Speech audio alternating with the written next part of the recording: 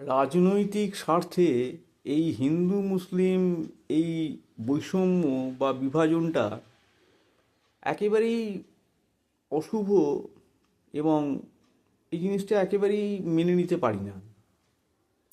আমরা তো চিরকাল এখানে রয়েছি, হিন্দু মুসলিম ভাই ভাই হিসেবেই তো ছিলাম, আছি এবং থাকতে পারবো কি না জানি না। যাই হোক, এটা কিছু রাজনৈতিক নেতা তাদের স্বার্থে করছে এবং রাজনৈতিক মদতপুষ্ট কিছু হিন্দু এবং কিছু মুসলিম তারা এই বিভাজনটাকে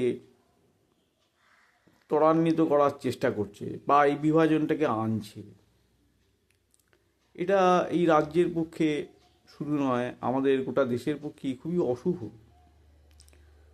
রাজনৈতিক কোনো এজেন্ডা নেই, কোনো পলিটিক্যাল এজেন্ডা নেই আমাদের রাজনৈতিক নেতাদের, কোনো রকম আইডিওলজি তো নেই, অথচ একটা সাধারণ ব্যাপারে এই হিন্দু মুসলিম এই বৈষম্যটাকে এনে এরা একটা ভোট ব্যাংক তৈরি করে নিজেরা ক্ষমতায় আসার চেষ্টা করছে এবং এই অর্থলোভী রাজনৈতিক নেতারা এরাই এই জিনিসটাকে আনছে এবং সাধারণ মুসলিম হিন্দু ভাইয়েরা তারাই কিন্তু মেন সাফারার।